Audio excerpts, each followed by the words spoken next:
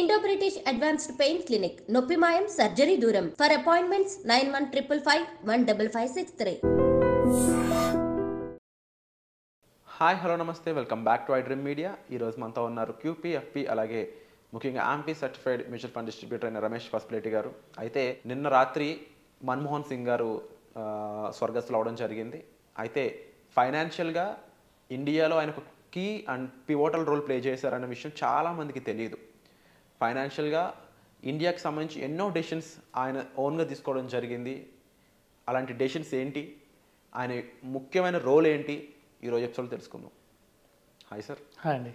Sir, Manmohan Singh గారి గురించి చాలామందికి కేవలం కొంత మాత్రమే తెలుసు అని చెప్పవచ్చు. బహుశా ఒక మినిస్టర్గానే ఆయన రోల్ తెలుసు, బట్ ఒక ఫైనాన్స్ సంబంధించి ఆయన రోల్ ఏంటనేది చాలామందికి తెలియదు. ఆయన తీసుకున్న డెసిషన్స్ కానీ జనాల కోసం ఆయన ఎన్ని ప్రైజెస్ సంబంధించి ఇప్పుడు జరుగుతున్న ఫైనాన్స్లో ఇప్పుడు ఏదైతే ట్యాక్సెస్ ఇవన్నీ పెట్టి ఎంతమందిని ఇబ్బంది పెడుతున్నారో దానికి కంప్లీట్లీ ఆపోజిట్, జనాలు ఇబ్బంది పడకూడదని చెప్పేసి ఆ భారాన్ని ఆయన ఏ విధంగా మార్చడం జరిగిందనేది చాలామందికి తెలియదు. ఇలాంటి అన్నోన్ ఫ్యాక్ట్స్ గురించి ఈరోజు మాట్లాడతారు. డెఫినెట్గా అండి. సో మన్మోహన్ సింగ్ గారి గురించి చాలామందికి తెలియంది ఏంటంటే, సో ఆయన యాక్చువల్లీ ఫస్ట్ ఆఫ్ ఆల్ ఆర్థికవేత్త, చాలా మంచి ఫైనాన్స్కి సంబంధించి చాలా మన ఇండియాలో ఆయన నెంబర్ 1 అని అందరికీ తెలుసు. అంటే ఫైనాన్షియల్ మైండ్స్లో ఈజ్ ద నెంబర్ 1. సో ఇది అందరికీ తెలుసు. కానీ ఆయన 1991లో ఎప్పుడైతే మనకి ఇండియాలో ఇండియాలో ఆయన బడ్జెట్ ప్రవేశపెట్టినప్పుడు 1991లో చాలా ఛాలెంజెస్ ఉన్నాయి. సో ఫస్ట్ ఆఫ్ ఆల్ ఏంటంటే, అప్పటికే 1991లో కొద్దిగా ఆర్థిక వ్యవస్థ బాగా దెబ్బతిని ఉంది. హర్షత్ మెహతా స్కామ్ నడుస్తుంది. ఇంకోటి ఏంటంటే మైనారిటీ ప్రభుత్వం ఉంది.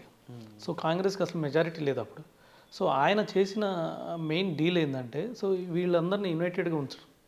సో గవర్నమెంట్ వచ్చేసి అంత స్ట్రాంగ్గా లేదు. సో అయినా కూడా అన్ని పార్టీస్ని సాటిస్ఫై చేసి ఆయన బడ్జెట్ ప్రవేశపెట్టి, సో ఆ టైంలో కొద్దిగా 1991-92 టైంలో మనకు తెలిసినట్టు పివి నరసింహారావు గారు ప్రధానమంత్రిగా ఉన్నప్పుడు ఈయన financial minister. So PV Narasimha Rao గారు గ్లోబలైజేషన్, లిబరలైజేషన్కి వెళ్ళారు 91-92 టైమ్స్. ఆ టైంలోనే యాక్చువల్గా సో డిసిషన్ తీసుకుంది. మనకు బయటకు వచ్చింది పివి నరసింహారావు గారి పేరైనా కూడా, so back bone financial ministry ఉంటారు. ఎవరికైనా సెంట్రల్ గవర్నమెంట్ ఆఫ్ ఇండియాకి ప్రైమ్ మినిస్టర్కి బ్యాక్ బోన్ ఎవరు ఉంటారంటే ఫైనాన్షియల్ మినిస్ట్రీ ఉంటారు, ఏ డిసిషన్కైనా కానీ దాన్ని ఫాలో చేయడానికి. సో ఆ టైంలో చాలా డిసిషన్స్ తీసుకున్న, ఫైనాన్షియల్ పరంగా డిసిషన్ తీసుకుంది మన్మోహన్ సింగ్ గారు. ఆ టైంలో మనం చూస్తే ఇన్ఫ్లేషన్ ఎక్కువ ఉంది. సో మన కరెంట్ అకౌంట్ డెఫిషియట్ ఎక్కువ ఉంది.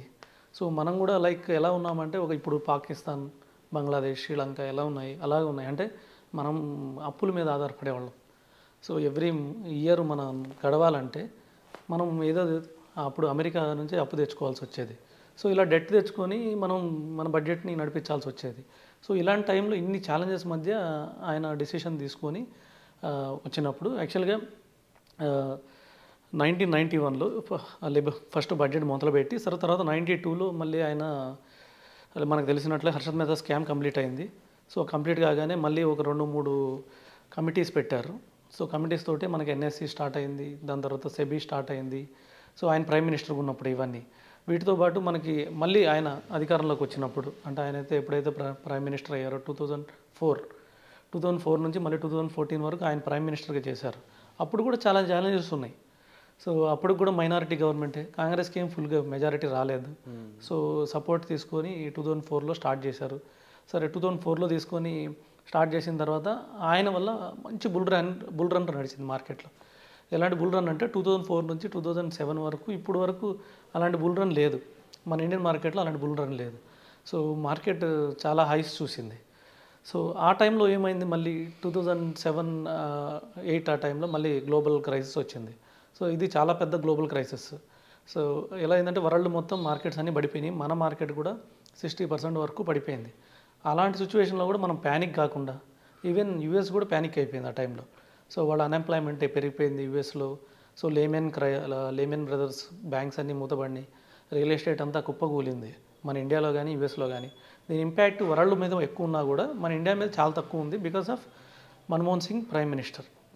సో ఆయన ఉన్న ప్రైమ్ మినిస్టర్ ఉండడం వల్ల ఆయనకి ఆర్థికపరమైన ఈ సిద్ధాంతాల గురించి కానివ్వండి, ఈ విధానాల గురించి కానీ ఆయనకి స్పష్టమైన క్లారిటీ ఉంది కాబట్టే మార్కెట్ నిలబడింది. సో అది ఇంకొకళ్ళు అయితే మార్కెట్ చాలా ఇంకా ఎక్కువ పడేది. సరే 2008 ఇలా జరిగిపోయిన తర్వాత మళ్ళీ న్యూక్లియర్ డీల్, బిఫోర్ ఎలక్షన్ మనకి న్యూక్లియర్ డీల్ ఒకటి వచ్చింది, యూఎస్ న్యూక్లియర్ డీల్. దాని మీద ఆయన మీద చాలా ఆరోపణలు వచ్చినాయి. సో ఈ డీల్ చేయకూడదు, ఈ డీల్ చేస్తే మనం యూఎస్కి బానిసగా ఉండాలి. అంటే ఈ డీల్ ప్రకారం ఏంటంటే వాళ్ళ యూఎస్కి కావాల్సిన న్యూక్లియర్ పవర్ మనం ఇక్కడ నుంచి జనరేట్ చేసి ఇవ్వాలి. సో మన ఇండియాలో ఇక్కడ న్యూక్లియర్ ప్లాంట్స్ పెడతారు, ఏమైనా బ్లాస్ట్ జరిగితే మనకి ప్రాబ్లం అయింది, కానీ ఈ న్యూక్లియర్ ద్వారా పవర్ ఎక్కువ జనరేట్ అయింది.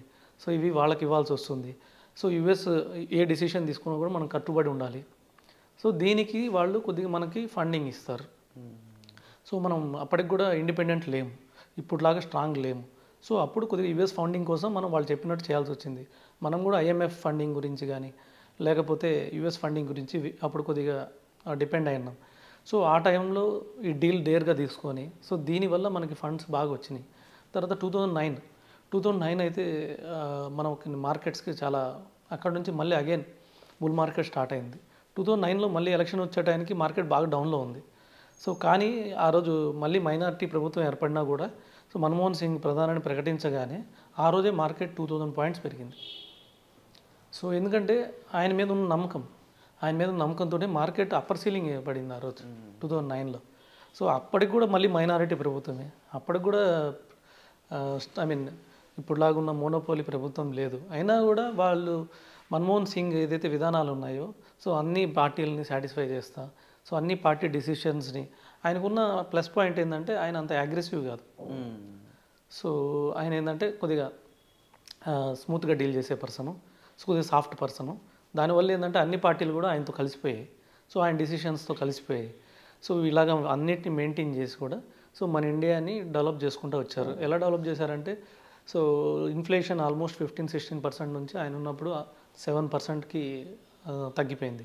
అలాగే రూపీ వాల్యూ కూడా 7% అలా డిప్రిషియేట్ అయ్యేది. మన రూపీ వాల్యూ ఏదైతే ఉండేదో లాంగ్ బ్యాక్ ఆయన ఉన్నప్పుడు, ఆయన రాకముందు ఎవ్రీ ఇయర్ 7-8% పడిపోయేది మన రూపీ. అలాంటిది ఆయన ఓడిపోయే టైంకి లేకపోతే కాంగ్రెస్ ఓడిపోయే టైంకి అది 4%కి వచ్చింది. ఇప్పుడైతే 1-2%కి వచ్చేసింది. సో అలాగా ఆయన తీసుకున్న నిర్ణయాలు బీజేపీ కూడా ఫాలో అయింది. సో ఏదైతే రూపీని స్ట్రాంగ్ చేయడం ఏదైతే ఉందో, అలాగే ఇండిపెండెంట్ డిసిషన్స్ తీసుకోవడం ఏదైతే ఉందో, లేకపోతే లాంగ్ టర్మ్ వ్యూ, సో ఫ్యూచర్లో సో ఇప్పుడు తీసుకున్న నిర్ణయాలు ఇప్పుడు ఉపయోగపడడం కాదు, సో ఫ్యూచర్లో నెక్స్ట్ తరాలకి ఎలా ఉపయోగపడాలి. సో ఎక్సెస్ పవర్ జనరేట్ చేయాలి, సో ఎక్సెస్ హౌసెస్ జనరేట్ చేయాలి, ఎక్సెస్ ఎంప్లాయ్మెంట్ జనరేట్ చేయాలి. ఇవన్నీ ఆయన ఫైనాన్షియల్ ఎక్స్పర్ట్ కాబట్టే జరిగినాయి.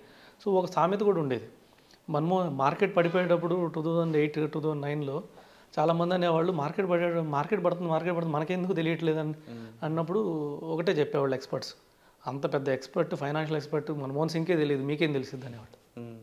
సో అంటే ఆయన అంత నాలెడ్జ్ ఉన్న పర్సను, ఫోర్కాస్టింగ్ పర్సను. సో ఇలాంటి సిచ్యువేషన్స్ అన్నింటిని కూడా కంట్రోల్ చేసి ఇండియాని గ్రోత్ స్టోరీకి తీసుకొచ్చాడు. సో అది కంటిన్యూ అవుతుంది. సో మన ఇండియన్ రూపీ చూస్తే జస్ట్ 1-2% డిప్రిషియేట్ అవుతుంది. మనం 5th లార్జెస్ట్ ఎకానమీ అయిపోయాము. రేపు మా 4th తర్వాత 3rd ఎకానమీ, స్ట్రాంగ్ ఎకానమీ అవుతాం. సో గోయింగ్ ఫార్వర్డ్ 2041 కల్లా 47 కల్లా మనం డెవలప్డ్ కాకపోతున్నామంటే ఇవన్నీ అప్పుడు వేసిన రూట్సే.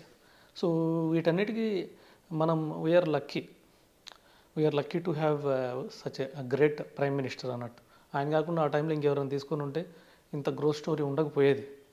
అండ్ ముఖ్యంగా రిసెషన్ టైంలో కానీ లేకపోతే ఫైనాన్షియల్ క్రైసిస్ టైంలో ఆయన తీసుకున్న డెసిషన్స్ అనేవి ఇండియన్ ఫైనాన్షియల్ సిచ్యువేషన్ చాలా బెటర్ అవడానికి మెరుగుపడడానికి చాలా దోహదపడ్డాయని చెప్పేసి మీరు చెప్తా ఉన్నారు సార్, అందులో ఎటువంటి డౌట్ లేదని చెప్పాలి. అండ్ మన్మోహన్ సింగ్ గారిపై మీ ఒపీనియన్ ఏంటి? మీరు ఆయన గురించి మీ చిన్నతనంలో ఏం విన్నారు అండ్ ఆయన గురించి నిజాలు తెలిసాక మీరు ఏం ఫీల్ అవుతున్నారు?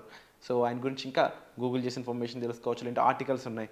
ఇలా ఆయనపై మీ ఒపీనియన్ ఏంటో కామెంట్ సెక్షన్లో మెన్షన్ చేయండి. అండ్ ముఖ్యంగా అలాంటి ఒక గొప్ప లీడర్ లేకపోవడం అనేది నిజంగా తీవ్ర దిగ్భ్రాంతికి గురి చేసే విషయం అని చెప్పవచ్చు. So his Saul May rest in peace. And తప్పకుండా ఇలాంటి మంచి ఇన్ఫర్మేషన్ మాకు ఇచ్చినందుకు thank you so much sir. Welcome అండి.